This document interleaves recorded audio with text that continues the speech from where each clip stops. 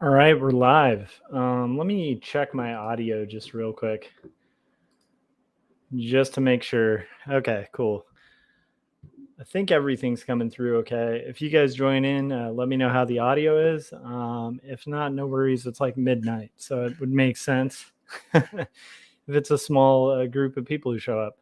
So, I'm Joshua Kemble. I've been a professional graphic designer and illustrator for over 20 years, and or 20 years ish.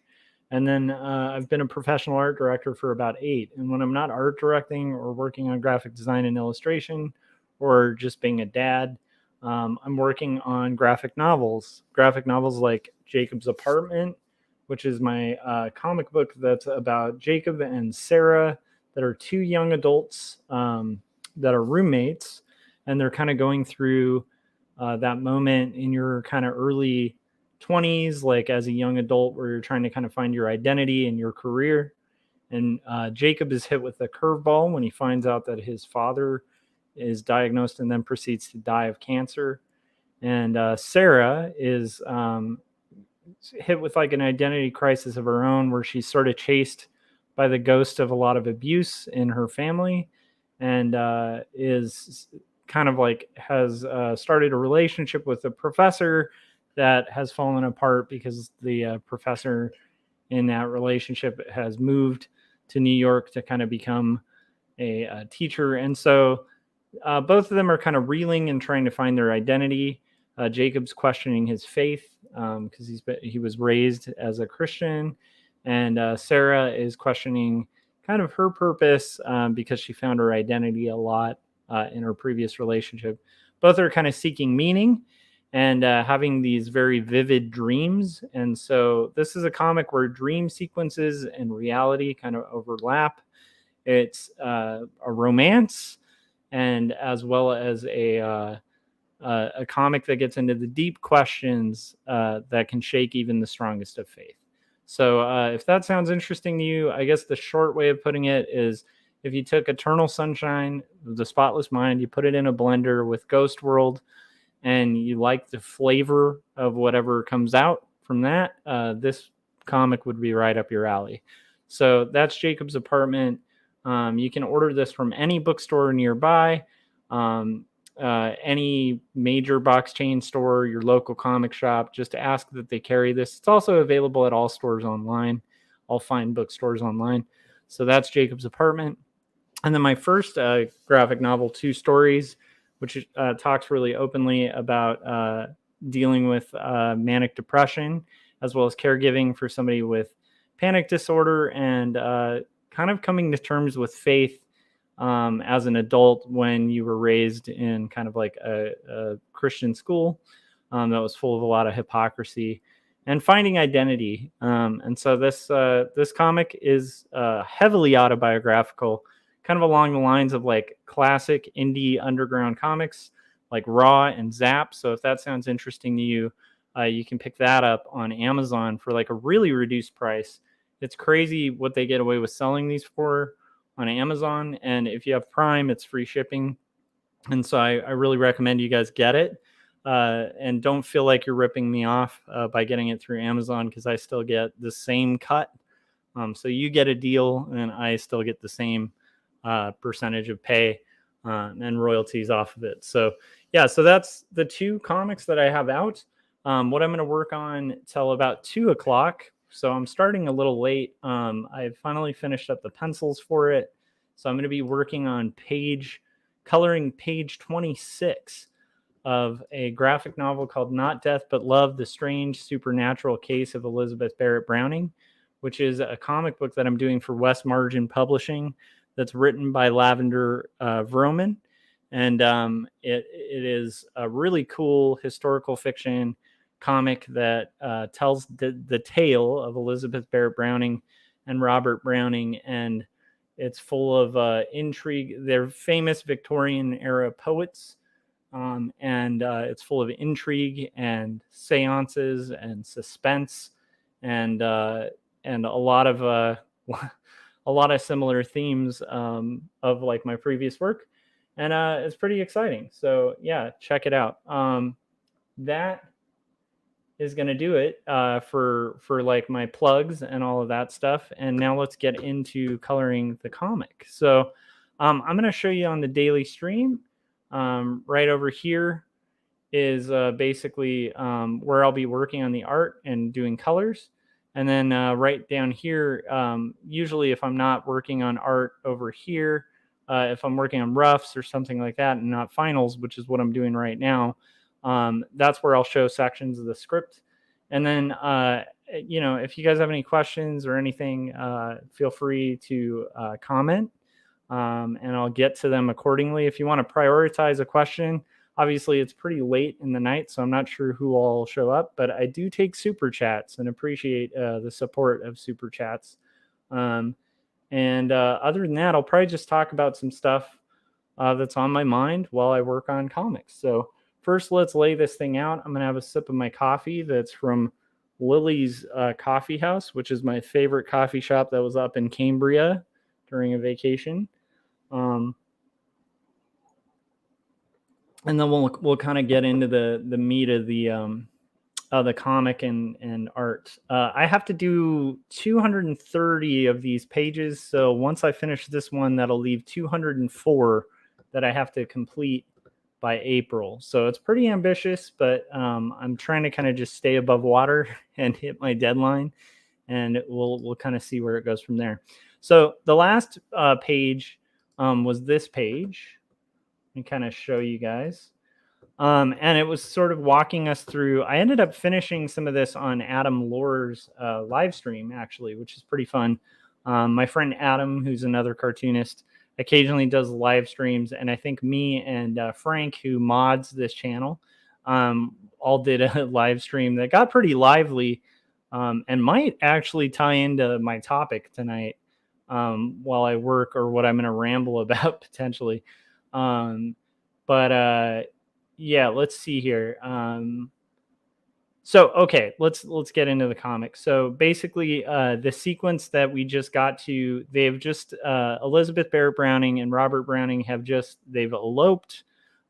We've seen them, we've been introduced to the fact that her brother has died at sea due to some strange, mysterious boating accident, and that she is broken up and kind of depressed about it. She's sickly and been kind of staying at her father's at the Barrett's residence. The father doesn't approve of Elizabeth and Robert's relationship. This is all well-trodden territory for stories that have covered the Brownings, but I think the approach that my sister is using is much better and more historically accurate. Elizabeth elopes with Robert. They go on a long voyage over the sea, and she is sick the entire way, both because she has sickness and she's taking laudanum, which we know in retrospect was not a really good cure for feeling symptoms of withdrawal that would mimic a sickness. And so she's pretty much having a miserable time. And Robert has taken her on the boat to from their cabin in the boat, or whatever you call that, and they're on an old Victorian steamship, and takes her to the deck, and they see Italy, and then from there we're introduced to Casa Guidi, which is their flat on the second story in Florence, Italy. And Elizabeth has woken up. We see that it's a lot brighter. The mood is a lot brighter.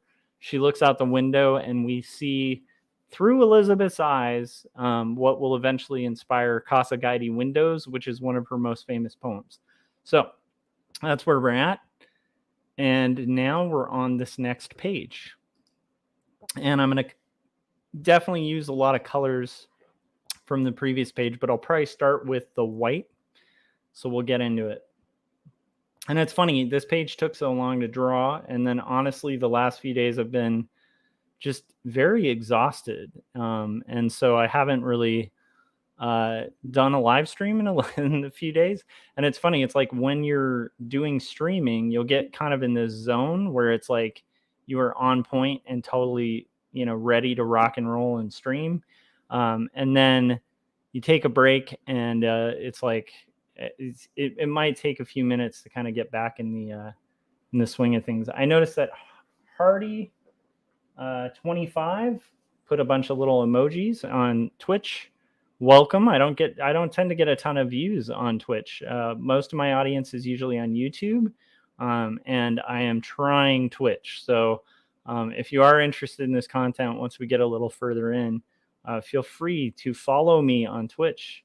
I don't have a ton of followers on there, but I think if I reach a certain amount, that like unlocks some capabilities and stuff like that. So all right, so here we go. We're going to start by filling the white areas on this page, and then we'll kind of go from there. And we'll see how much of this page we can get done by, there we go. So now we've got the white filled. I'm going to go ahead and lock that. I'm going to make a layer underneath that is going to fill out these areas that were underneath the line. Make sure the edges are trapped just a little bit.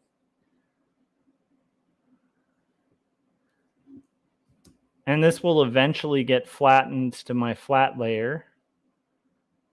And then my goal here, the nice thing about this is most of the color selections have already been made. And so it's really just kind of plugging and playing from the color selections on the previous page. But so I have to say I'm in a pretty positive mood about the book. It's been like a slog to try to kind of continue heavy output of this work. And again, like I'm not sure if I'll finish the entirety of this tonight, but that is my goal. I was glad to get the rendering done today. I finished like the line work the day before, and the catch with these comics is like, while I do comics professionally, I also, have a day job where I work as an art director. And so I have a very limited window of time to work on comics. Like comics are not my full-time thing. My books are often things that I'm taking on that are a little more kind of artistic in nature. And so they're a little riskier than what I do for my day job. And the time allotted to them, like most authors, just doesn't invent itself. So like trying to kind of make the time to make these things can be quite a challenge, and can be frustrating sometimes, but also is really exciting and kind of my passion. So I love working on this stuff, and I feel very fortunate to be able to do it to the level that I've been able to. Okay, so there's a couple things here. I actually, weirdly enough, I think I have to take this one panel by panel. The last one I took panel by panel, and I think that's the best approach when dealing with this page. I also am going to have to pull up a previous page that has Robert on it. I might use this one because this one's going to have his eye color. So we've got a few things. This is when they arrive at Genoa, Italy, which is the port that they would be in. Okay, so here we go. Let's get into this business. So do we want to start with the white, or maybe I can start with an area that's even easier that I can kind of limit from other palettes? I think I will do that. I think I'm going to start with Robert's Pantalones. He has like old school pajamas on.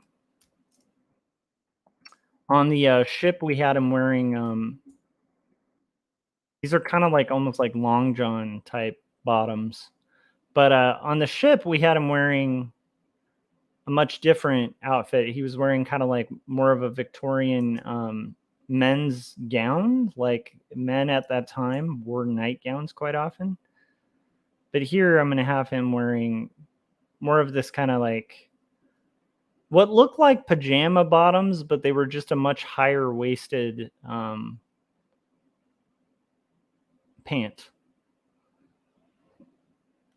And one of the things that makes this complicated and yet fun, if you guys are watching this stream, is having to do the research to try to make these costumes and details of this very historically accurate. Like that is one of my goals, and that is one of the biggest challenges when it comes to roughing these out. Luckily, a lot of the research I get out of the way when I'm doing roughs, and so that really enables quite a lot of freedom when it comes to other things.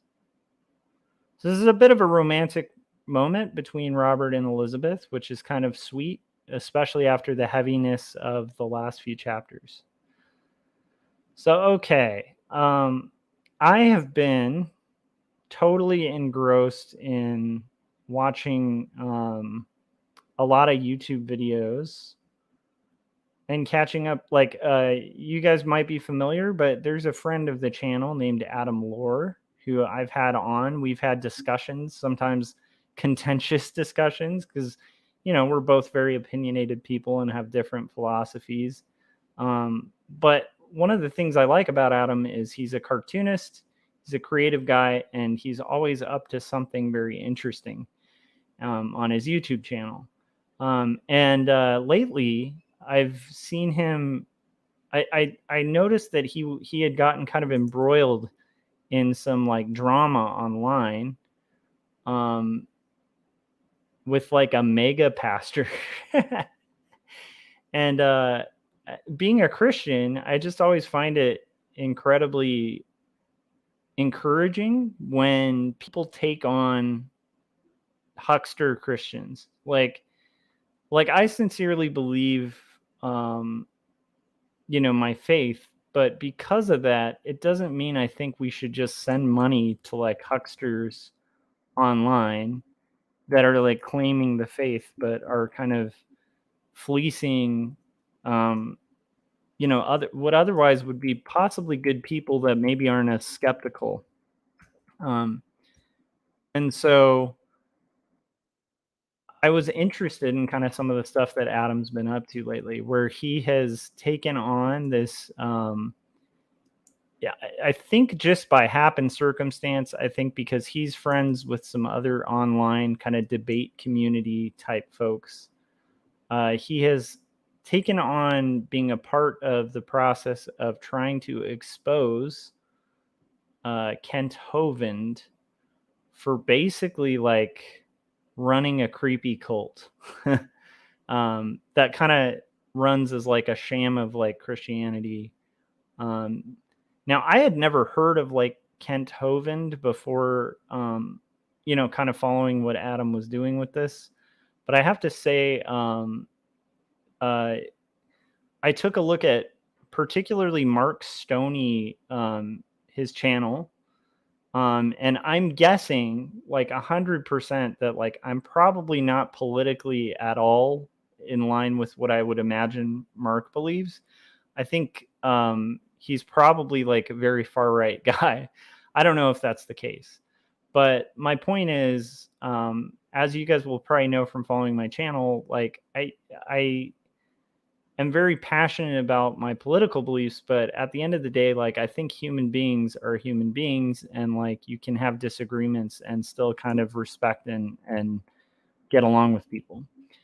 And one of the only reason I'm mentioning that is I met Mark hanging out on like one of Adam's streams, and then was kind of filled in a little more on like some of the stuff having to do with Kent Hovind, and some of the creepier things that are happening at like sort of a compound that this kind of sham pastor is running,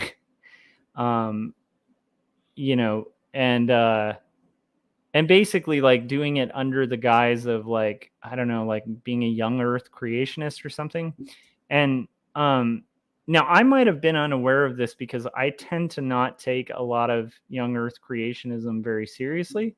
I have friends who believe that, but in general, I tend to be very much like of the mindset that I don't think it matters, like on a faith level, whether you believe the earth was, you know, made in like 6 days or in like billions of years. I don't think it really makes a massive difference to faith. And I think that's backed pretty much like theologically for what I believe, because according to what I believe, what you would need to be a Christian is to basically believe that Jesus was the Son of God, that he died for our sins, and that if you accept him into your heart, basically you'll live eternally. And then you have to like acknowledge that you yourself are a sinner. And I think that's basically it, to be a Christian. But I do know people who like believe in young earth, and I'm not judgmental of that either. I just I don't pay a ton of attention to the arguments because I've watched young earth creationists, and maybe I've just been exposed to really shoddy folks who like just don't make a very compelling argument, at least one that resonates with me. I think because of that, I was completely unaware of Kent Hovind because I think that's kind of the circle he runs in. So the sort of Christian that would be familiar would probably be somebody who believes in the young earth or is, wrestling with that. And honestly, I think it caters to people who have like a very base level understanding of evolution. And don't understand quite the claims that evolution makes, which tend to not be, from what I've, looked into from like writers like Francis Collins and, people like John Lennox, who I'm a big fan of. I don't think that you, I guess my point is like, I don't think a lot of creationist arguments are super sound like on their face. I think they tend to rely on like a cartoon version of what the claims of evolution are. Anyhow, I'm not trying to kind of get into like an evolution versus creation kind of conversation. I believe in both. Like I believe there, if the science kind of points towards evolution, I don't think truth negates truth. And I think whatever seems to be true should be consistent with whatever else seems to be true. I don't think truth should be able to negate truth. And I think that like, especially as a believer, we're called to like believe in truth.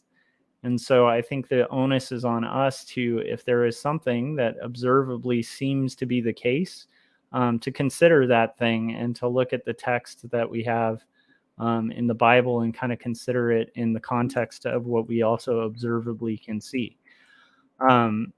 If the two don't add up, there's a problem. But sometimes I think it can be a scenario like with Galileo where, there was an observation and then, we would be making a mass mistake to kind of like assume that the earth is the center of the universe just because of like one biblical passage that we took out of context, and miss out on like a scientific truth, a truth about the way that if there is a creator, he did create the universe, right? So, sorry, I had to correct the black on this page because it was kind of weird for a second there. Okay, so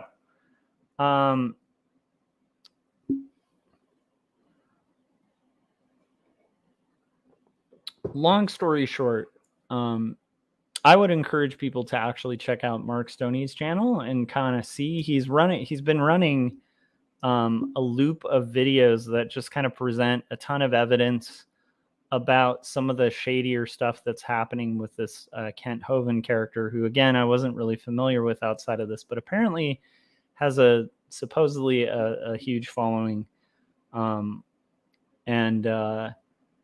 is apparently, like, from what the evidence seems to show, kind of running like a very dangerous cult that might be enabling, bad things happening to children.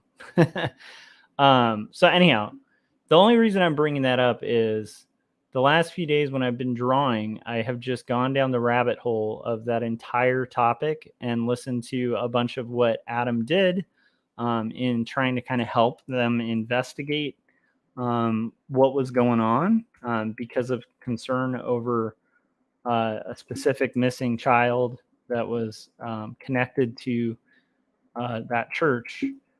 And I got so moved by it, like in a good way. Like I think that I think that when people are fighting for the oppressed or for people who are being kind of, used by religious institutions for like nefarious means, I think that people doing that, like, regardless of what they believe, I think would be more on the side of Christ than people defending, like folks that abuse children or folks that like are just doing terrible things. And I have to say, like, the more you dip into it, again, like I really want to recommend, if you guys are interested in this kind of thing, I will warn you, it's very depressing.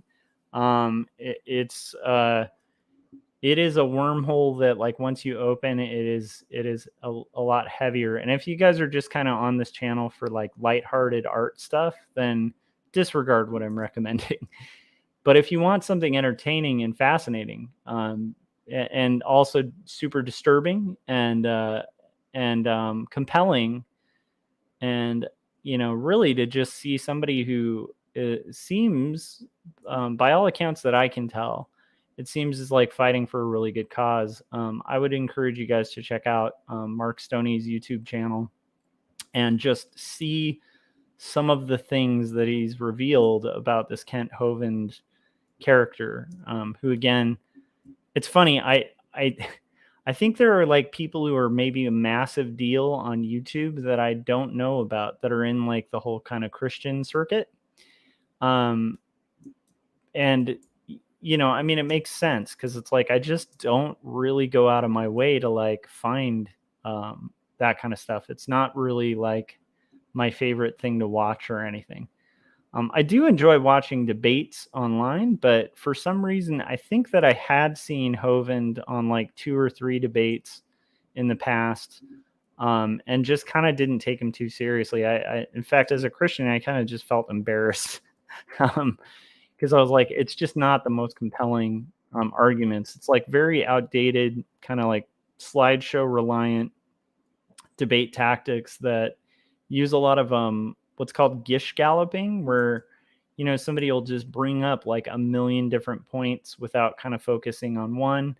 And whenever they're called to account on one point, they kind of go, well, what about this? Well, what about, like, they just kind of pivot from A to C to D, and like it makes it kind of impossible to debate or get in a discussion with the person, because you can't really get into the meat of the argument. A good argument, in my opinion, or a good debate, is usually going to consist of somebody actually getting in there and kind of like looking at the structure, like the legs of the argument, and seeing if they hold up. Because if you're kind of taking somebody on a logic tree from like point A to point C, it's kind of important to establish that like A and B that are going to lead to C hold up. Because if A and B collapse, then that conclusion, it's kind of like in a thesis, right? Where, you make your thesis in an essay, and your thesis isn't going to really hold a lot of water if you kind of write your premise and then you have no supporting facts, or you have like weak supporting facts, and then your conclusion is just reiterating your thesis. That's a hard way to really write an essay, and it's not a very logical way to make a logical argument. The way that you can make a compelling case, to me, is if you're kind of using an essay format in the sense of debate, where you get into the weeds on the supporting facts to challenge whether the thesis holds up. And if those supporting facts fail, then the thesis and the conclusion are flawed, because they're reliant on faulty legs, I guess. And I don't know what like the formal argument term is for that, but that's, to me, one of the reasons I just, I think whenever in the past I might have come across Hovind's stuff, I just wasn't really compelled by it, because it just is very, I don't know, it has the feel of watching like a salesperson just zoom through a lot of data. Because if you focus too much for too long on data, on some of the data for a decent amount of time, like it all kind of collapses. But it can sound good if it's just zooming through it and you don't allow people the time to actually like consider or think about like the facts and the meat of what is being stated. I guess so I never had interest, but I can say like this case though it is a case of like somebody doing really bad things and still misleading people and kind of um like honestly like getting donations and money to mislead people, and like not misleading people like to um a belief system, but like just literally like being a huckster and shaking people down for money. And I just especially as a believer, I don't take well to that kind of thing at all. It's like there's literally like, so in the Bible, it's like, and sorry to get heavily into this, and I would love to hear in the comments section whether you guys enjoy this kind of tangent or not. But in the Bible, like Christ basically gets mad at like two things. Like, well, he basically like even Judas who like betrays him, he never like is violent with. It's kind of a strange thing, but he kind of bears with him and I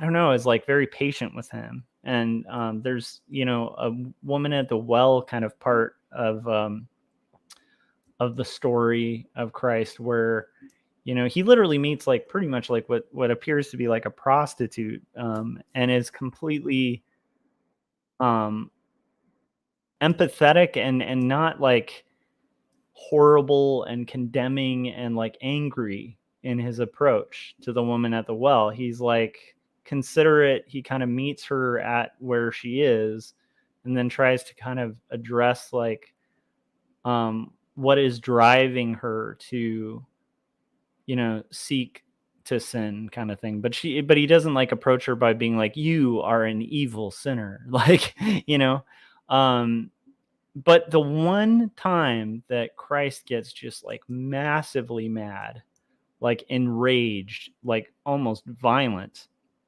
is when he sees people, at the temple, basically making a profit off of their belief system and kind of shaking people down and pretty much being like hucksters in the church.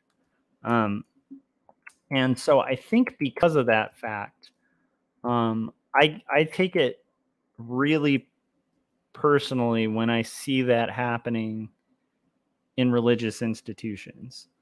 And especially when there's a lack of accountability for people who are basically shaking down fellow believers for money, connected to supposedly like, it seems like in the case of Hovind, it's almost like being sold as if it's like this doomsday cult, where I think Hovind kind of presents himself very much as like the keys to the kingdom. And that's a dangerous thing. And then I think it's even more dangerous when you're hurting people within that community and doing like pretty much what seems like covering it up for, to like protect the profitability of the institution that you built. It's a really shady thing. So yeah, so anyhow, I went down a rabbit hole of just kind of checking that out and getting fascinated with it. And again, like I met Mark Stoney on Adam's streams, and he's an incredibly kind person. At least, appears to be a really kind person. And man, does he have a compelling story to tell. And not only does he have a story, it's not like this idle gossip. It's like backed with receipts. Like it's backed with a lot of documentation, a lot of eyewitness testimony, a lot of actual video proof of some pretty just nefarious things that this organization was up to. And so that's been kind of fun to see. and not fun. Like it's kind of painful to see. I'm impressed that like Adam can kind of like put up with that. Honestly, it's a lot. It's very heavy stuff. But it's fun to see people who are doing ill like held the account, basically. I don't know if that makes sense. Kind of like I guess it's like fun to see a bully taking down a peg, you know, and it seems like that's kind of the case here. So again, like if you guys are interested in that kind of thing, I'd encourage it and I'd recommend. You know, but again, like approach with caution in the sense of it is not light. It's not light stuff. It's pretty heavy, pretty heavy material, but also exciting to see progress being made in like taking down what seems like an extremely dangerous and kind of bad just institution. That's enabling like the worst of things. Like anyhow, so that's kind of my take on what is occurring there. I know I'm being a little vague. I don't want to get too into details because again, I don't envision this channel as being like a drama channel. And that doesn't mean avoiding like issues. I think people who've watched this channel, you guys know I'm pretty outspoken about my political opinions and my beliefs. But I don't like to like kind of make that be specifically what this channel's about. And I also don't like excluding people from this channel, you know, save a few exceptions. Like, you know, there's definitely, you know, there's definitely a few areas where I'd be like, yeah, you know, I don't kind of need this type of person to like listen to my channel. Case in point, like if you're a person who's like anti-Semitic, then yeah, I'm not necessarily gonna like be crying if you're not subscribing my channel anymore. Like that's just one of those things of like, like I'd rather just not have that near me. That sort of like mindset or outlook. But in general, like, you know, I'm pretty open-minded about like who's watching this channel and who this channel is for. Because at the end of the day, I'm just making art, and again, like, you know, my art is gonna speak my viewpoints, and you know, again, I'm not gonna like censor my viewpoints to like appease some sort of imaginary audience. Because I don't think good art is gonna do that. Like, I don't think good art is gonna kind of like, I don't know, weaken because of a, you know, a demand from a niche group of people. I think that in general, you have to be kind of true to the art itself. But anyhow, it's just a long-winded way of saying like, you know, it's not what I was talking about, like Mark Stoney channel. It's not for everybody, but I think the guy's at least currently kind of doing a good cause and fighting a bully worth fighting. So anyhow, that's been interesting to watch, and it's fascinating, and it makes me really, I don't know, just it's very compelling and interesting. Let's see here. We're getting there, you guys. So once it hits about 1 o'clock, I'm probably going to take a quick break and kind of head out to the garage for a second. But before I do that, I'd like to at least at minimum finish creating this panel.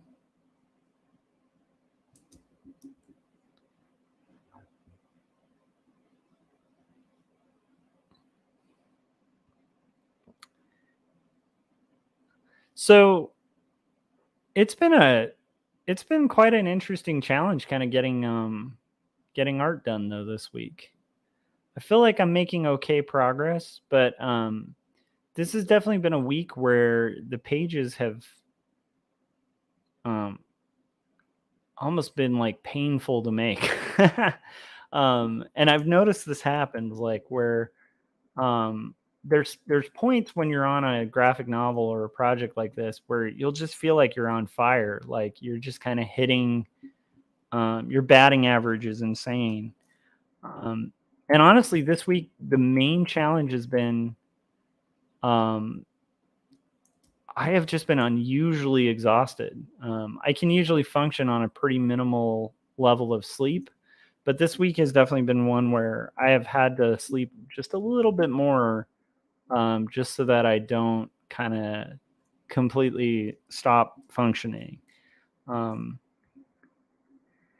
Because of that, it's been rough getting, pages done. Not complaining, just saying. So there's kind of some vague background here that I think is going to be just full of some similar rooftops, but I think I might do this darker one because I like that juxtaposition. And then we'll kind of see where we go from there. But yeah, it's been an interesting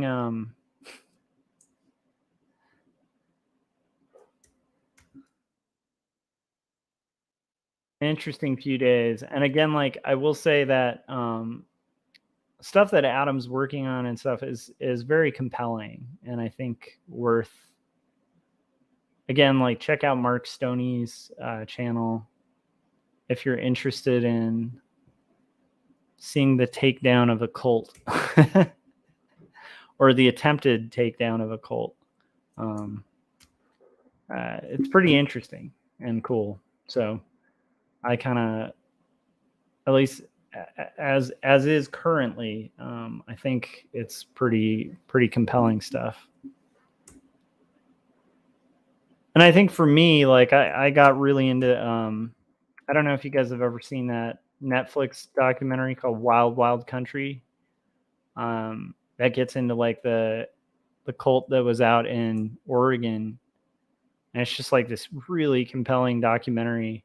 There's a part of my personality that's like really into those kind of documentaries. And this just ticks all those boxes, but it's actually happening currently and is being exposed. And I kind of got to give him credit for that. So what do we have now? Okay, we have the room. I'm wondering how I approach the sky. Did I do a color hold? I would imagine I did. Yeah, there is a color hold on the sky. Yes. Okay, so we're going to do that same approach. A color hold on the sky. I think I'll probably pick the darkest. There we go. And let's see if we can do that. Because at least we can get this started, Like, it's not going to be perfect. May not get all of it done, but it'd be nice if we could get this started.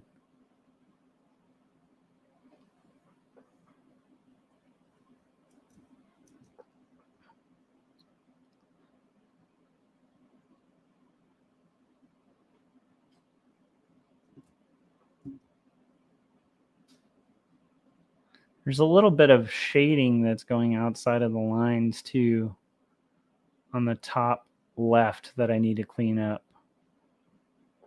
But I'm trying to take this like a panel at a time and see how far we get.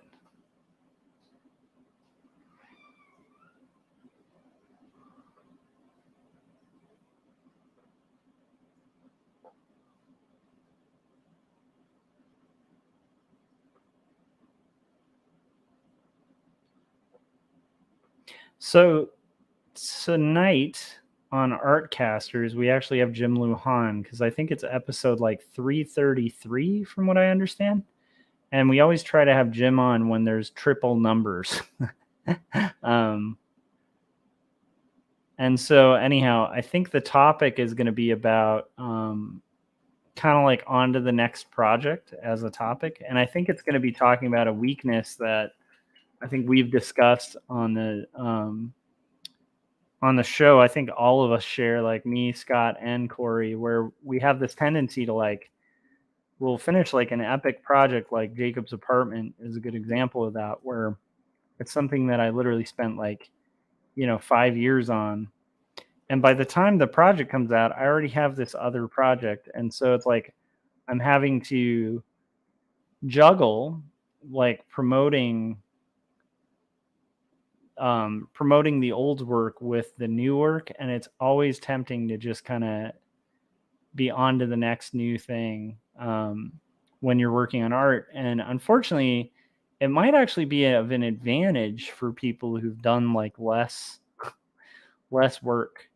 Might be at an advantage. Not saying that I've done like a ton of work, but it's an interesting topic, and I think it's worth bringing up because I do think it's something we all kind of struggle with quite a bit as creatives. It's a hard balance to kind of figure out. What did I do there? Okay, there is white there. So we're gonna make a layer of white. I'm going to go ahead and just render and finish this panel by panel.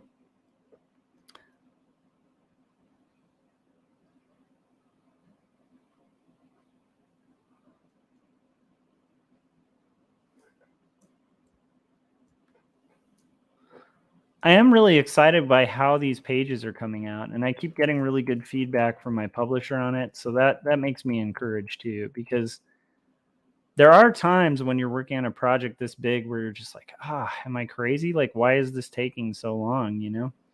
But then like when you hear like, when your publisher is like happy with the pages and the writer's really happy with the pages, it does make me feel like I'm not wasting my time like doing the extra effort to make these pages extra good, which is encouraging, But I don't know. I could also be completely delusional about it. But I have to say, like, I do feel really good about the way these have been coming out. It's been a lot of fun. Oh, that's a little too much. It's been fun to kind of see how these are gonna wind up.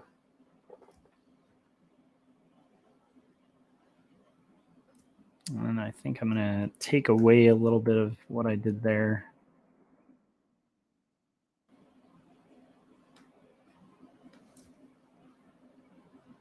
We're getting there. We're getting there, guys.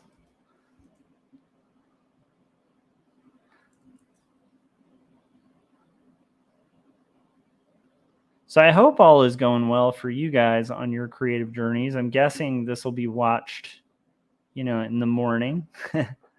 And I hope everybody's having a good, positive time.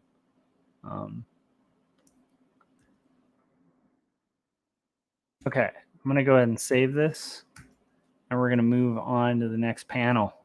Boom. Okay.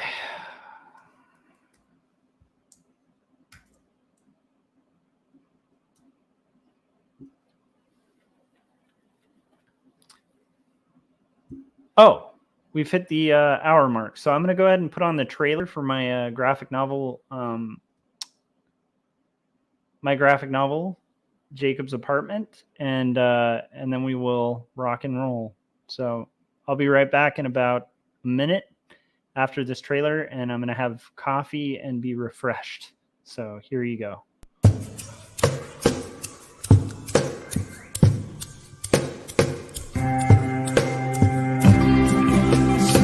Clearly it seems that only in dreams can we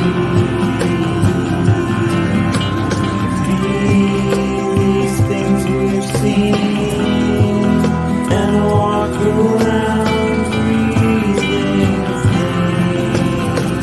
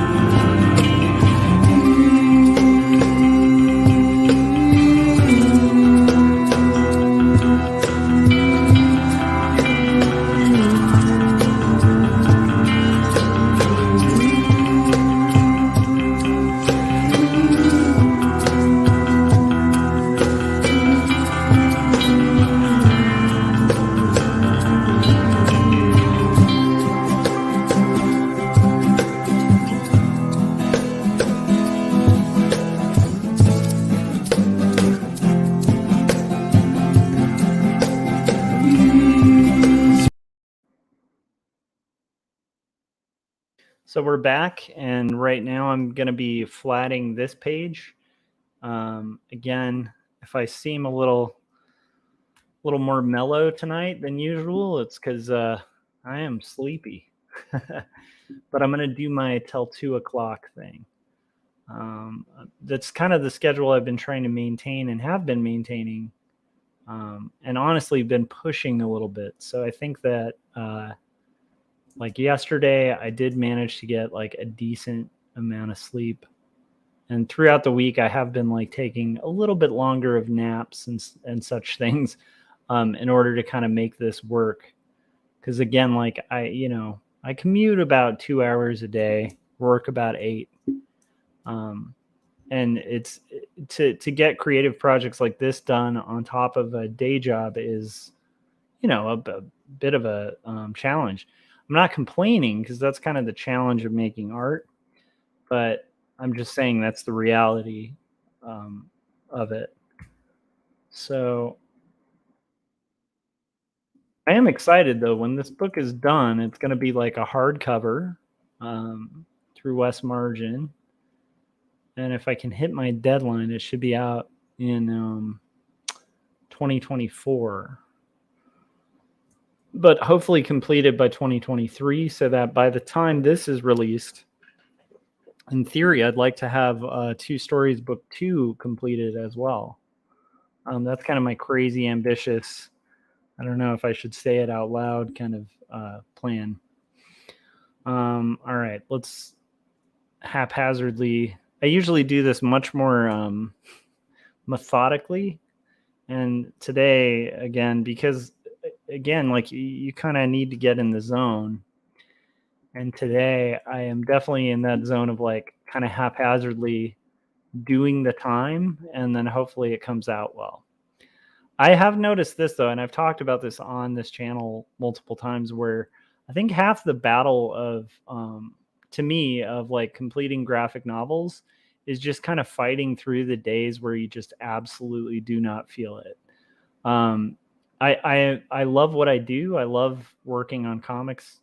But there are definitely days like tonight where it's like, dude, I'm not, feeling it at all.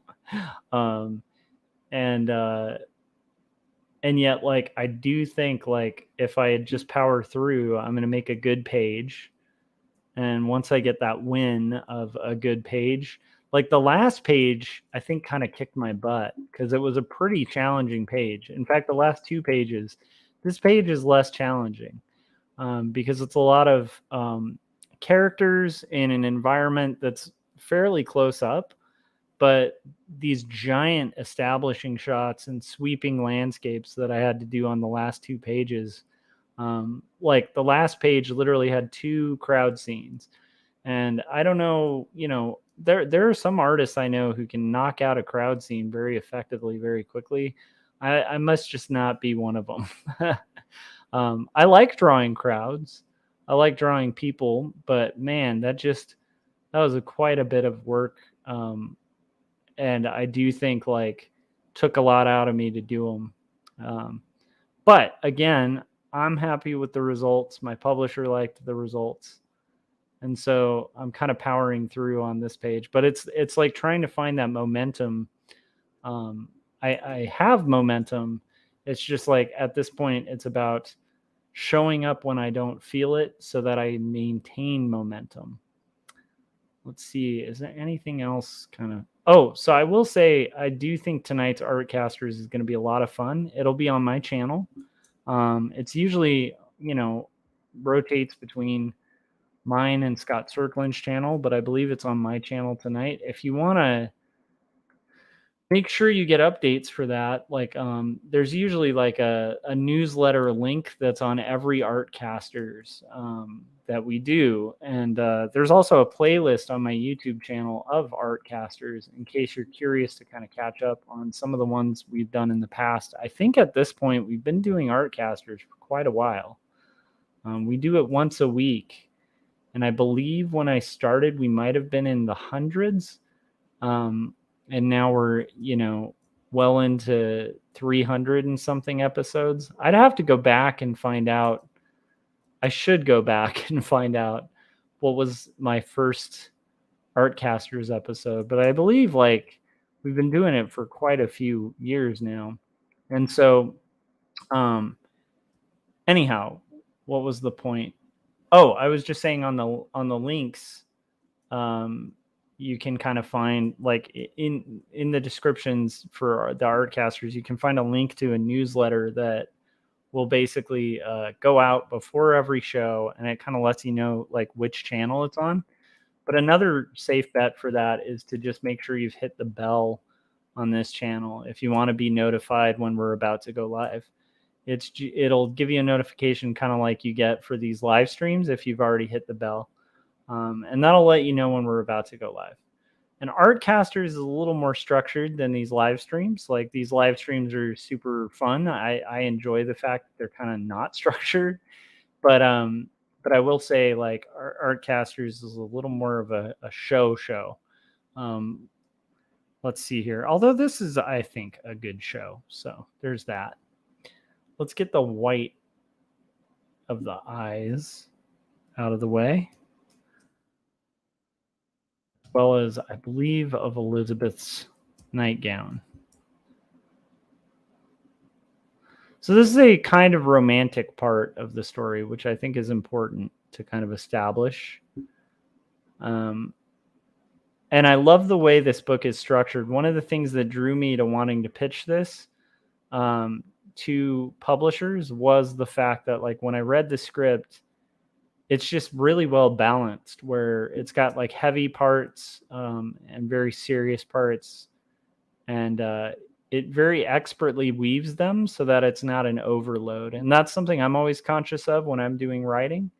And I appreciate that the script for this was doing the same thing, where it's like it'll get into really heavy stuff, but then like there's alleviation of the heaviness with some very sweet and sentimental things, because ultimately this story will be about Robert and Elizabeth's relationship. It's just done in a different way than I think has been done before.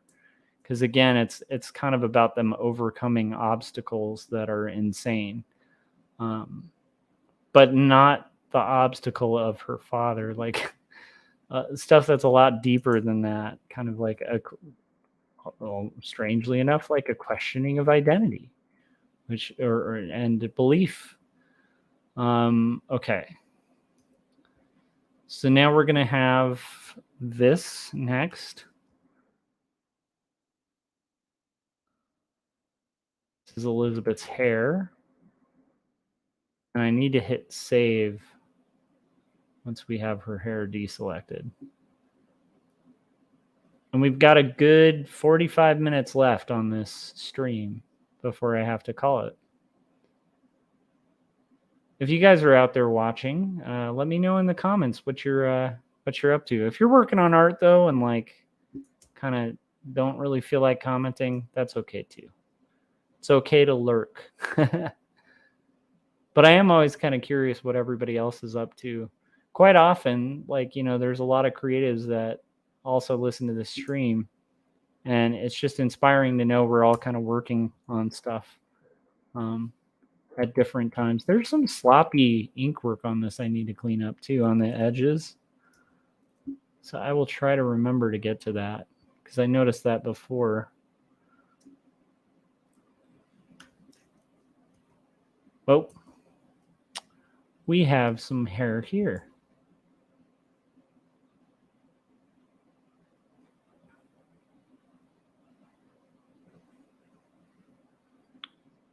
Okay. So that's Elizabeth's hair. Now we need to get her eyeballs.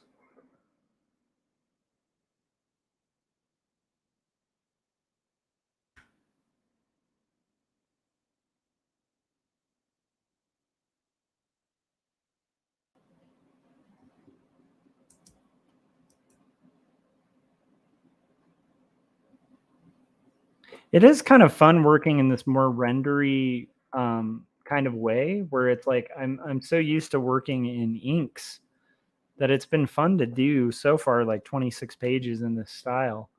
I'm really enjoying it. It opens up a lot of possibilities for like what you can achieve and accomplish. And also more like subtleties where you can kind of do more subtle variations on stuff. Let's see here.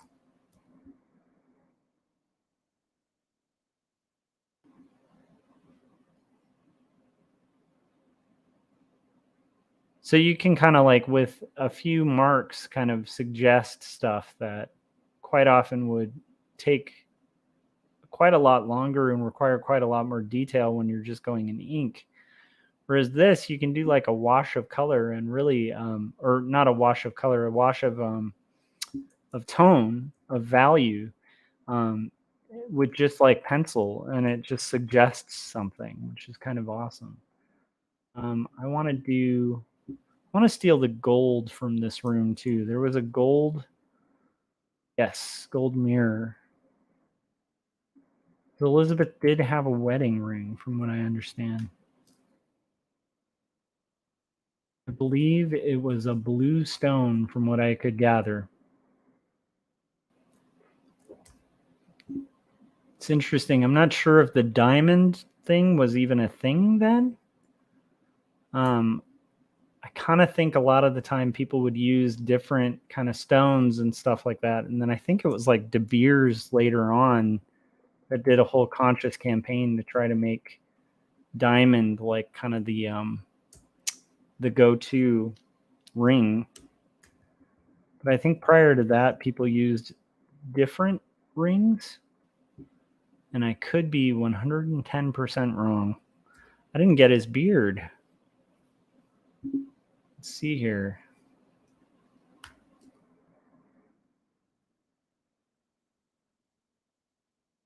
Let's get that beard.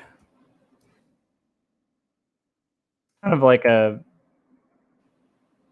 strange beard to try to make. It's almost like the Lemmy.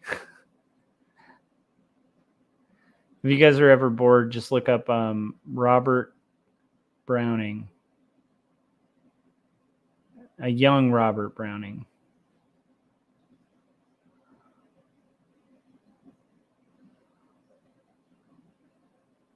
We're almost there, though. We're almost finished with this panel. Like I said, this page is less complicated than some of the previous pages. So I am imagining it will be completed at some point fairly soon.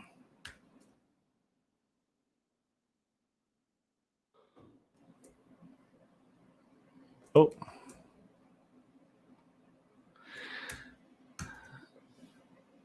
Now I'm going to do that trick where when I'm flat coloring, I do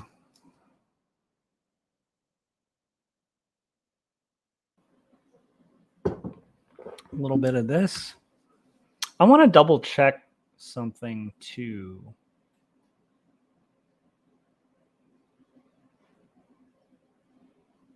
Page 26.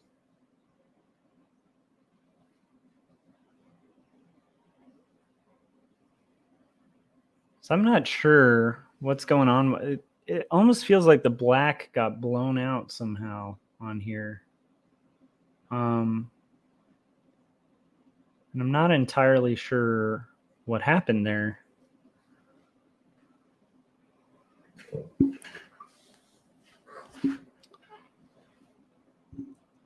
So I almost want to look to see, is there white on this? I don't think there is. So I might kind of try to, let's see if we can align it.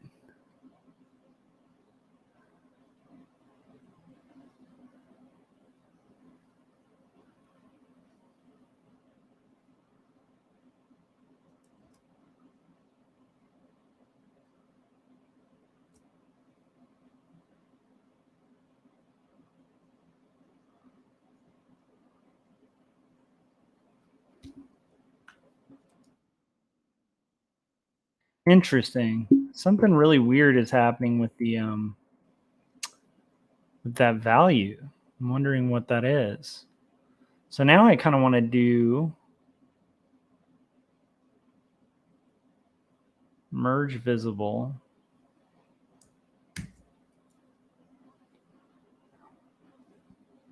I'm just seeing if I can do the inks where they're less blown out, because they look really blown out, and I'm not sure what is happening there.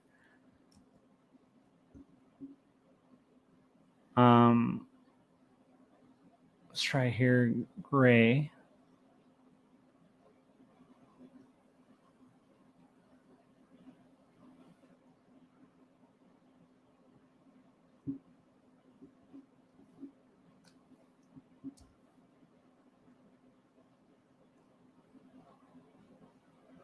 Aha!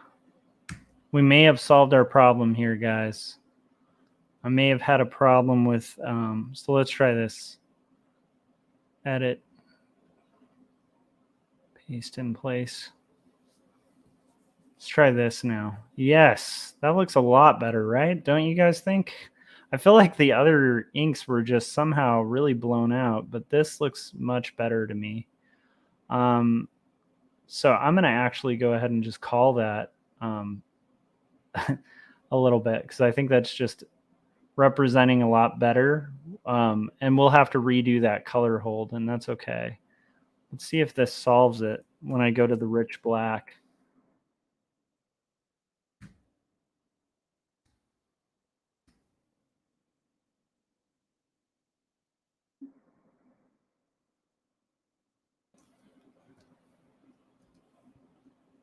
Yes, that's a million times better. Okay, that makes me feel a little better about this page. So now let's get in there and kind of fix this.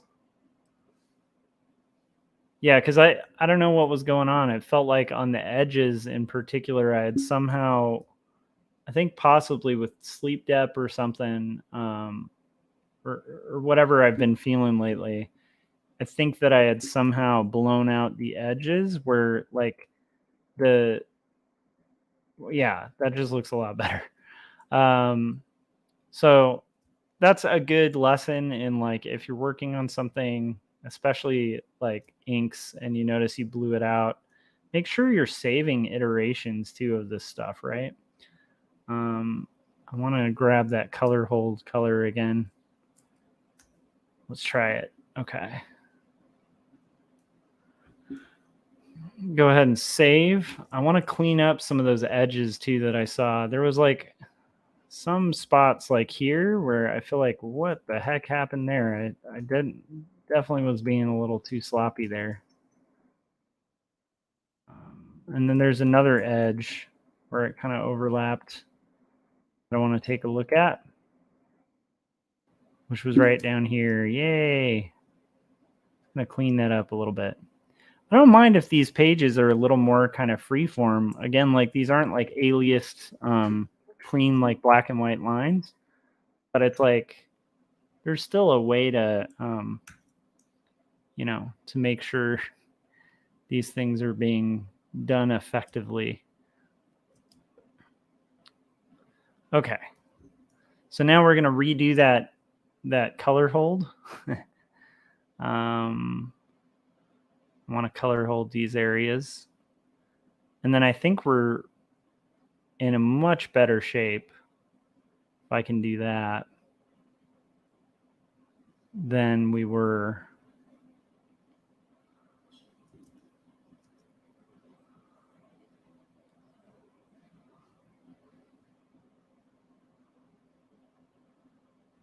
And in this case, I might go ahead and separate it because I know I'm going to have to anyway to color hold. So we might just do that separation early on.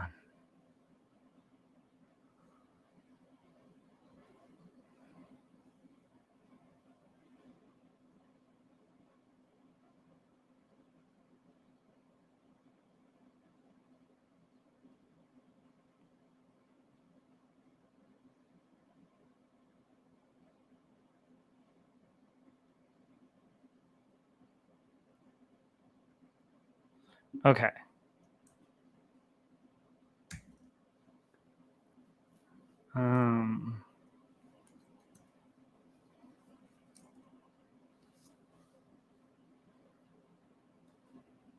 Yeah, so I've got my color separation there. I'm going to call this color hold.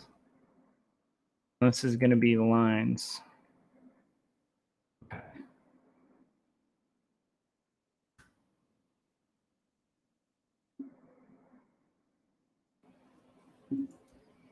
That's a good starting point. Can get this corrected again.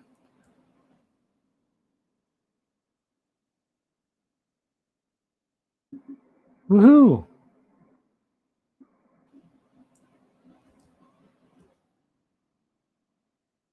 I'm going to go ahead and make the selection here.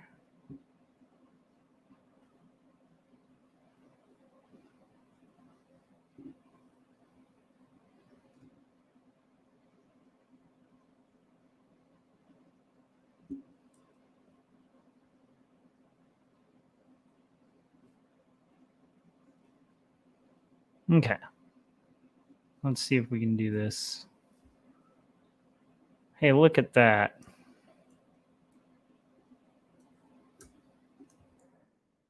We've gotten there.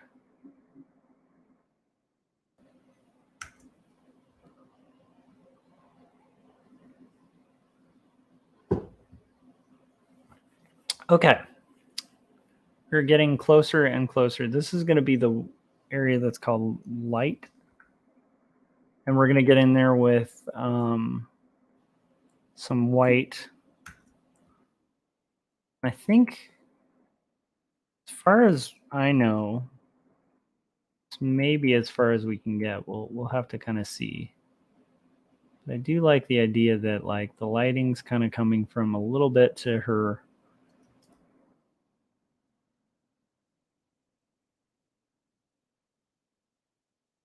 Again, like these pages are mostly going to be flat, but these scenes, especially in this room, I want to really emphasize the brightness of the room.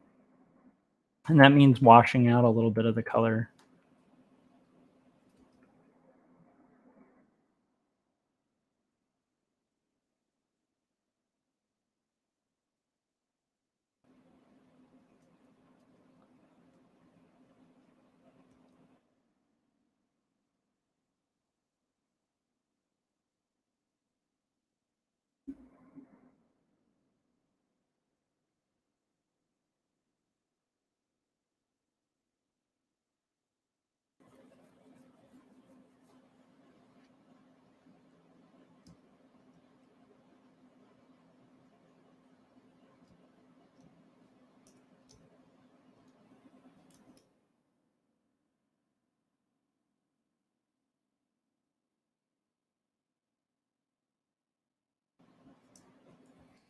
Cool. Giving a little sense of like some of the light source that's coming through.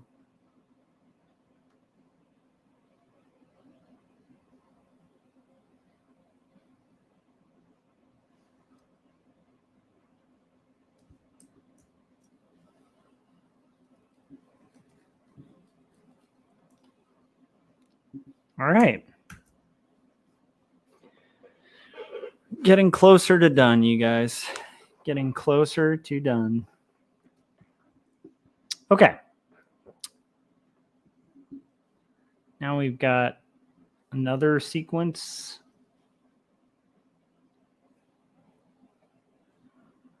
This one again, I'm going to do the white. In this case, I'm going to have to pull a lot from this page and look at like the coloring on this page.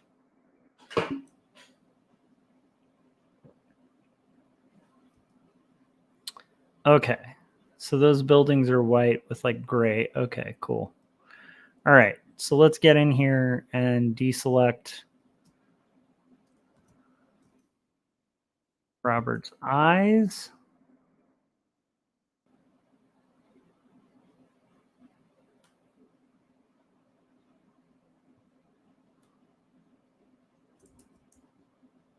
So anyhow, what's interesting, and I barely have touched on the controversial Mark Stoney stuff, because I almost don't want to recap it, because I think I will recap the thing less accurately. And it's so much better if you guys actually check out the source itself, and kind of judge for yourself. Because I think he just has a channel that's just Mark Stoney, and it's like very compelling. And what's interesting is what you'll often see when somebody goes up against a cult, it's something I've always been fascinated with, again, is you'll see the group that's like associated with the cult like start doing instant kind of personality attacks. And again, like their stories shift, and they'll just kind of lie through their teeth to cover up anybody who's like left and wants to kind of whistleblow, I guess. And it's fascinating because so far from what I've seen, the responses make me believe Mark and Adam even more, because the responses are pretty much like part and parcel of what you'd expect from like a cult, kind of defending its, misdeeds. But I will say, it's like, again, it's not something for like casual viewing or anything like that. Have you guys ever gotten into like a wormhole that's just got like tons of interesting drama and information? I also kind of want to hold off on that topic just in case Adam would ever want to come on here and kind of talk a little more about it. I don't know how much overlap either it has with like the art community, So that'd be an interesting conversation to have with Adam. I have definitely talked to him about that on his streams, but it'd be interesting kind of pull a few layers back on that and see what comes of it. But there's a really good interview. I don't know if it's still on his channel, where he is I don't know. I'm impressed, man. I feel like Adam does a really good job interviewing too. Kind of fun to see somebody in our community like, doing some interesting stuff. Let's see what else. How are you guys doing? That would be something that would be fun to hear in the comments, what you guys are up to. So if you're watching this after the fact, let me know what you got done today. How are your projects going? Hope they're going okay. I usually start these streams a little earlier. Even though I start them late, it's usually not like 12 midnight when I'm starting them. But that was how long it took.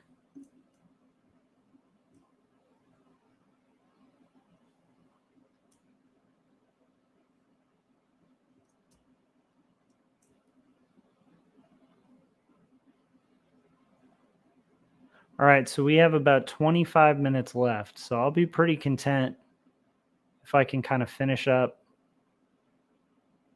a little bit of the flats on this, and then maybe I'll finish the rest during Artcasters. And then I know that this weekend I'm going to have like a very busy weekend ahead of me. Almost playing catch up.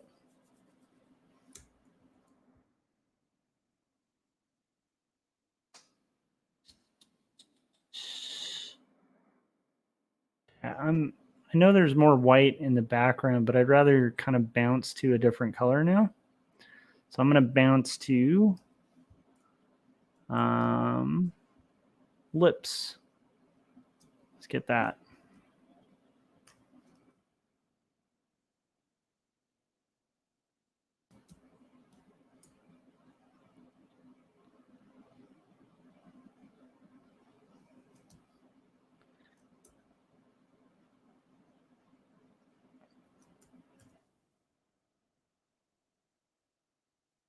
Let's go to the ring. The ring.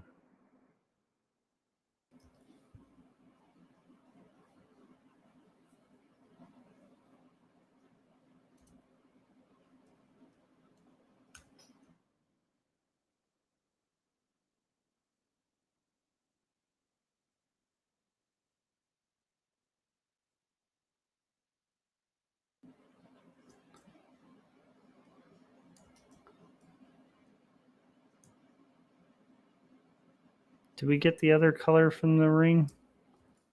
Where's that other color?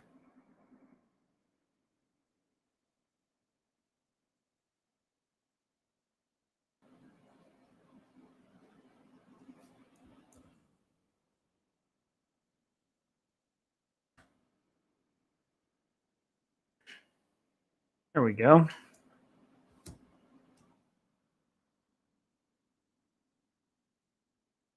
Anyhow, so like I am feeling pretty positive about this comic. And how it's coming out.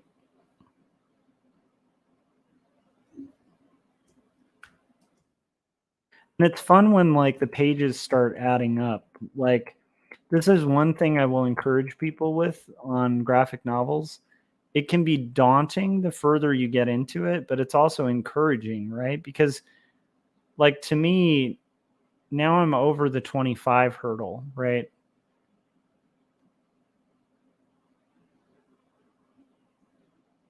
So if I can get over another 25 hurdle, that'll be 50. You can kind of see how like it kind of becomes like an exponential growth sort of scenario where at first you're thinking like, oh, it's just one page. Oh, it's 5 pages. And 5 pages feels good because that's a little hurdle. But like once you get to about 25, I think you do hit this like point of like momentum because you've definitely figured out your style. You have a better idea of your workflow and you have a bigger chunk done. So it's a little more encouraging because it's like the thing's not entirely impossible, right? And there was something I missed on the previous.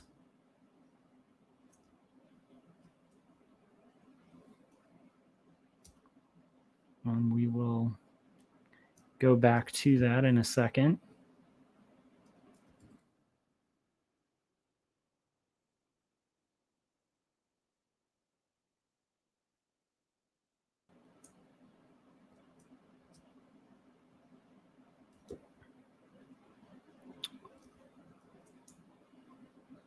Now we're going to get to the Robert's hair. Do his hair first. I think it's the same color as Elizabeth's, but what do I know? Is that the case? Yes, that is the case. Okay, cool.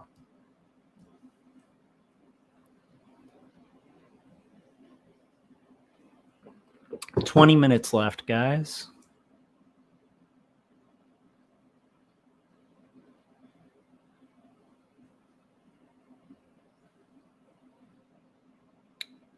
So yeah, I'd encourage you guys to check out the exponential growth that can happen with comics. Like if you're intimidated about a big project, see what happens when you get about 20 something pages in.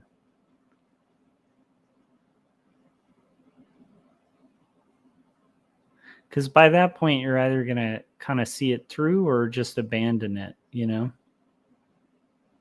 And I've found that that's a really good part for me. Like the 20 page, about 25 pages, 50 pages.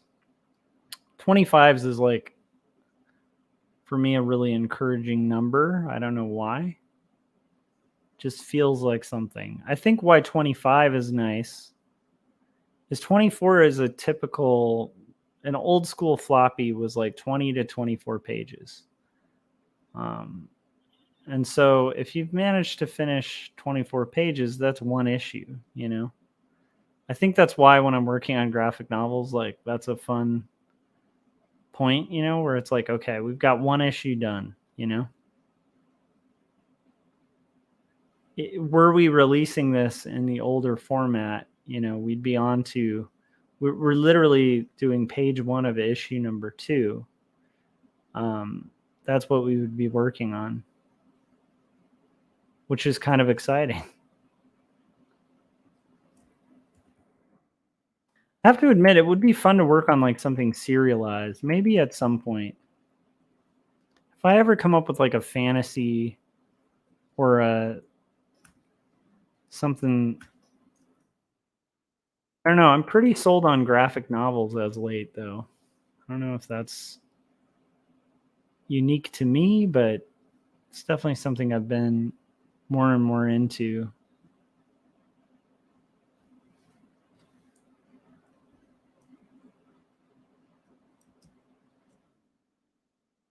Oh, his eyes. His eyes. Your eyes, Roberts. There we go. Paul Pate said, hello, good sir. How's it going, Paul?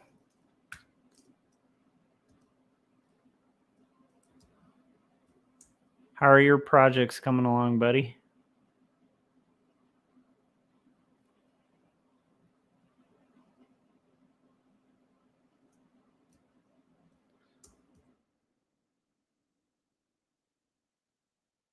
For anybody who hasn't yet, I really encourage you guys, just go on Amazon and look up Paul Pate.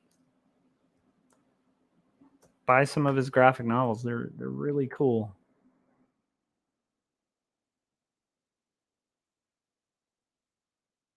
I still haven't read the full. I plan to when I have a window. There's a couple things I need to get. Oh my gosh, I need to call out Frank's book. Totally forgot to give a shout out to Frank's book. I'll do one at the top of the next live stream too. But you know, I got to give credit to Frank as well. But yes, you guys should check out Paul Pate. And then Frank Salazar, who's the moderator of our panel, just did his first like offset book, and it came in the mail. Pow. And I would just say you guys should support Frank. He's a fun guy. You know, he's rad. He supports all of us. So I'd reach out to Frank and pick up Captain Goggles and Masked Woman. It's pretty cool. But anyhow, so I'm hoping to read more books at some point soon. Oh, and then I got books from my editor, which I should show. So my editor from Graphic Mundi asked me to look over a book that was a proposed book and give my opinion on it. And I did. I took the time to read it and gave her my opinion on it. And then she was like, let me send some books as a thank you, which was cool because I would have just done it anyway. She's a rad person. But anyhow, so she sent me a copy of Kovid Chronicles, which she edited. This is an incredible anthology out from Graphic Mundi, who published Jacob's Apartment. And even on the inside, signed it to Kemble, because I asked her to sign it. And then she also sent me Hakim's Odyssey, which is incredible too. Pretty much everything Graphic Mundi puts out is incredible. But this is about the journey of a refugee from Syria to Turkey.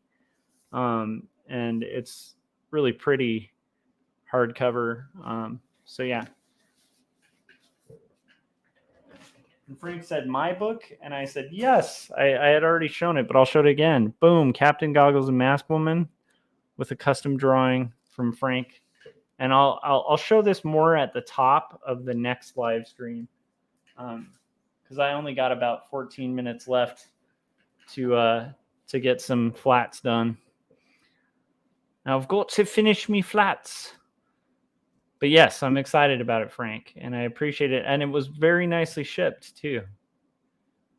And again, like I said, like Frank supports pretty much everybody in our art community. And so I always encourage people, especially now, it's like, it's Frank's first offset book. You guys should be supporting him because Frank's awesome. And I'm excited for him, and it looks really cool, Frank. I can't wait to read it. This is the tough part. So now I have I have a whole stack of awesome books that I need to read, and I'm hoping to get to them. The downside of this deadline is like when. Do you guys ever have that when you're working on deadline? Like for me, that's the hardest part about deadline is like pretty much every free moment.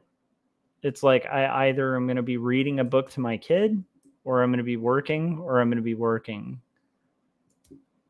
Even right now, like, it's kind of one of those scenarios where like, yeah, my wife has picked up a lot of the duties around the house just to like clear my plate. And it's like, this is one of the things that's great about being married to an artist, honestly. I'm not saying that you should pawn off all the duties of the household on one person. I'm just saying that like, because she's a book illustrator too, it's like I think she knows what I'm up against, and she knows my speed and my process and like understands the art thing. And so it is really meaningful to be like if you don't marry another artist or end up with another artist, I think just being with somebody who at least values what you're doing, I think is really good. I at least for me, I think that as corny as it is, that's probably one of the best decisions I ever made. And not just selfishly, but I'm just saying like, it's pretty cool to have somebody kind of supporting me. Cause like right now, I pretty much get home from my commute. I have to nap for about an hour. I wake up, I read to my kid, and then it's just work. And that's a rough schedule, and it's going to have to be maintained for quite a while. And again, it's just kind of amazing to be with somebody who like gets that and understands it and supports it, I don't know, like,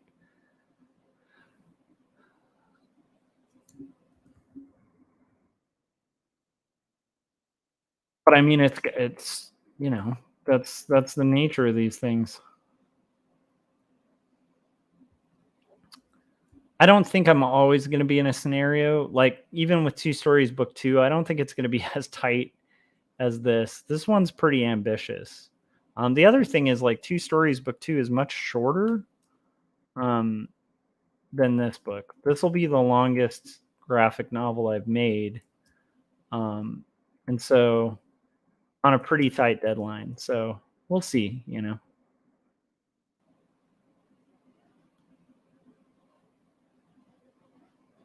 And then Frank did leave a link to where you can pick up Captain Goggles and Mask Woman in the chats. And how is that going, Frank? Like, have you sold out yet? Because I'm imagining that's going to happen pretty soon. Like selling out of copies. It's cool. That's got to feel pretty good, man. How does it feel too to have like your first kind of professionally printed book? I remember that being really exciting. Like for me, the first time I had a book kind of professionally done, I think that was Numb, the comic that I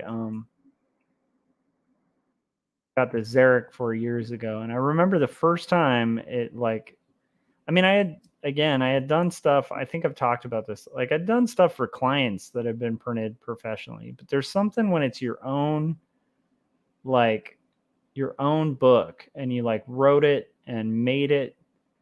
And just like that moment where you're like, oh man, that's how this stuff gets made.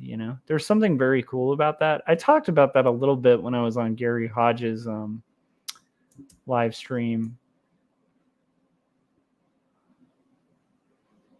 Oh, Frank has been paying attention too. Frank, I kind of let people know a little bit that they should check out like Mark Stoney and like what he's doing. Because I'm like, I was kind of like hesitant, and again, I don't want to get like embroiled in drama or anything, but I think he's doing good work. And I think more people should kind of support him and kind of check out what he's doing if they're curious to kind of if they're prepared to go down a very disturbing rabbit hole. Because it's not like fun. It's not fun information, but it's like it's pretty cool that I think it's cool that Adam's been um, fighting that fight. I don't think all fights are always worth it, but this one seems pretty worth it. I don't know what your take is on it, Frank, but and again, it's not quite our art channel kind of scenario type stuff, but it's definitely interesting to me.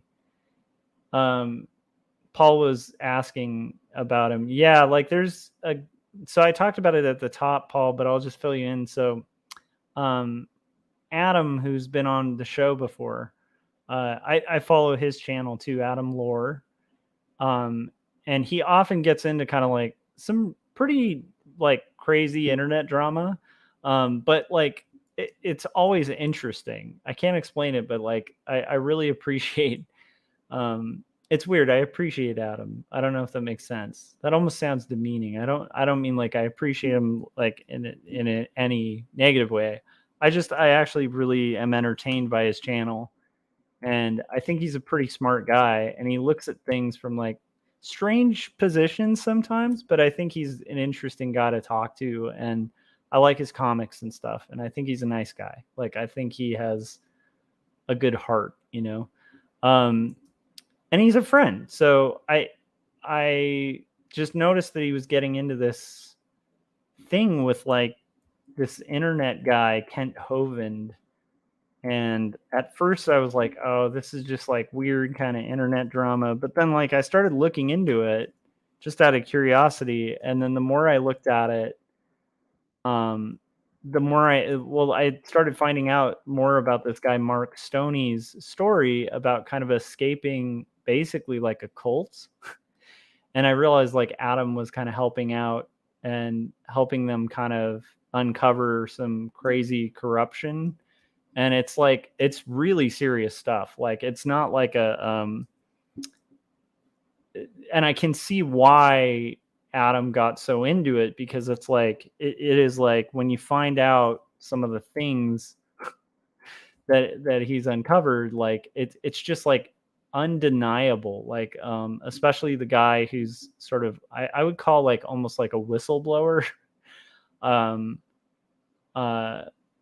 Anyhow, so if you're curious, like, and you're into like the way I explained it when I was talking about it at the top was like, if you're interested in like I don't know, Frank, if you can think of a way to verbalize it, but it's like if you're interested in uh stories about people escaping crazy cults and then exposing them, and like whistleblowers and stuff like that, like it's just fascinating stuff. Like it's disturbing though, so I will say that like it's not for the faint of heart.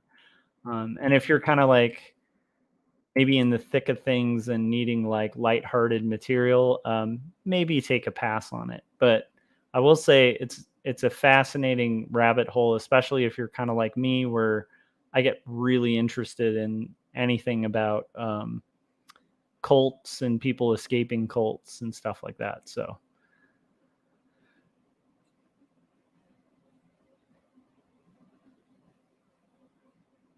Frank, I don't know. I just thought, I don't know. Because I've been watching Mark's stuff and I felt like it needed a shout out. Like, yeah. Like he's just doing, I think, some really cool stuff and whistleblowing about some really bad stuff.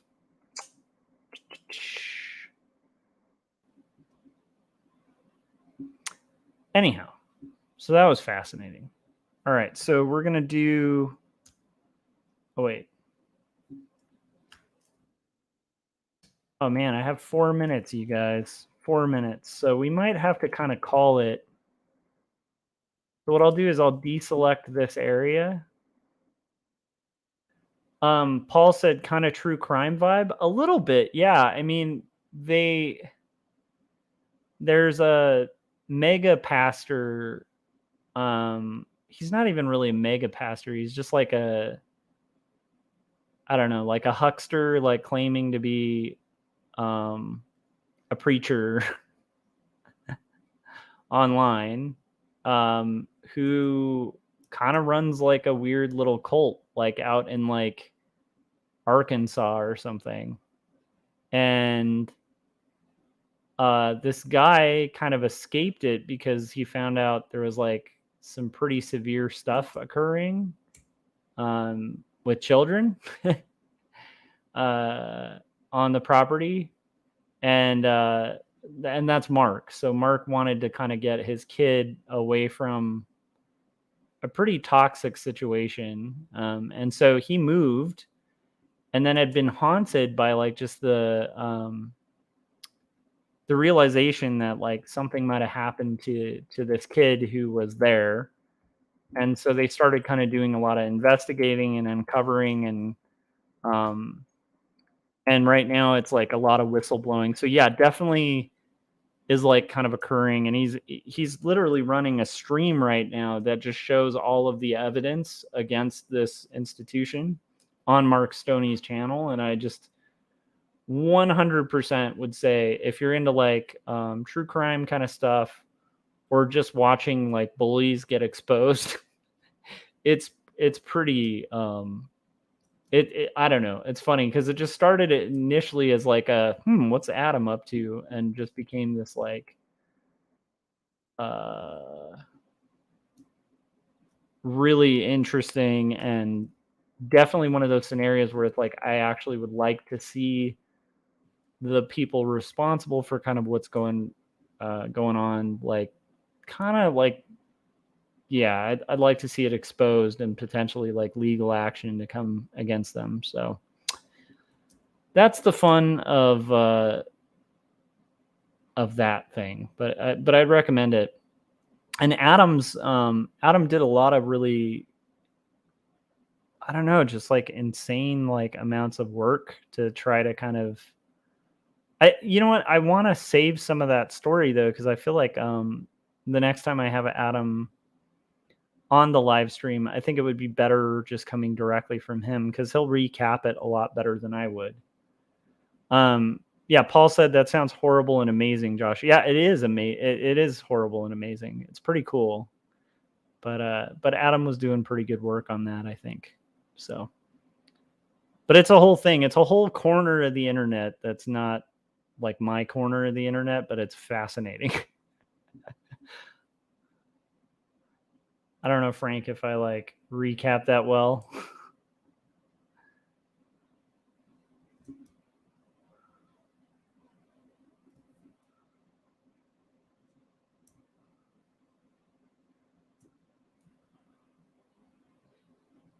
Okay, we are gonna do.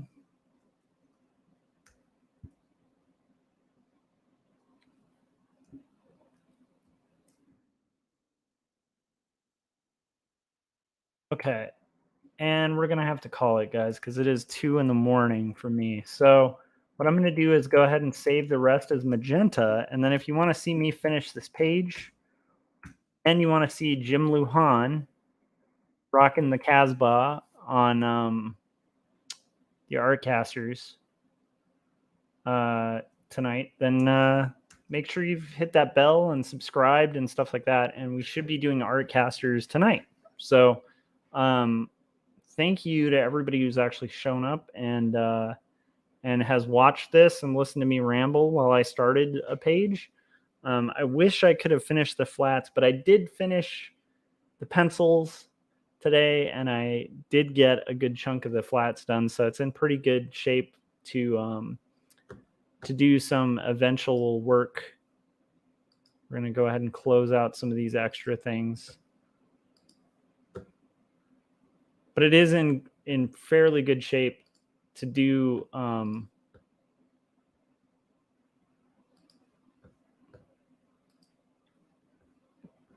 to do the rest of it tonight. So thanks to everybody who's watched this. I really appreciate it. I appreciate the support. And I hope you guys check out all the books that I mentioned. I kind of didn't show Paul's too. I should show these. You guys should pick up these Detective Perez books. The first one is Detective Perez, Welcome to Rust City. It's a blast. It's a lot of fun. And then the second one is Detective Perez, Rust City Stabber. And it's all about like a vampire detective in noir. It's very cool. And that'll do it. So, and then also, like I said, I really encourage you guys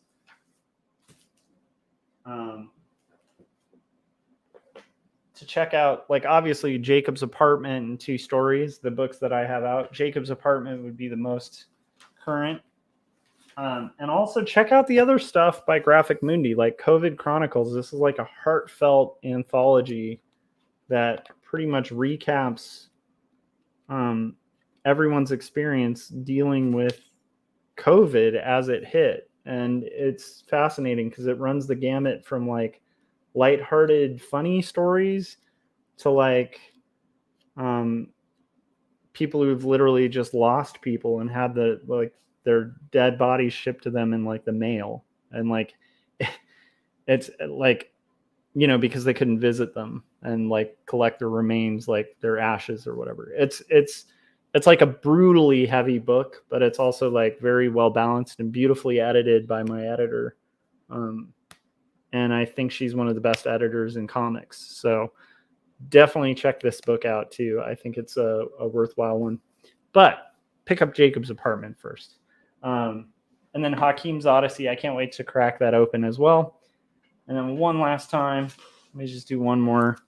Frank's beautifully printed Captain Goggles and Masked Woman, which I wanna kind of walk through this at the beginning of a stream earlier in the day so I can give it due attention, because there's like stickers and some really cool stuff on this, and I think it deserves more attention because Frank's worth it. So all right. So that'll do it. Have a good night, guys, and I will see you on the next vlog or live stream. Bye. Actually, I'll see you tonight on Artcasters. Okay, bye.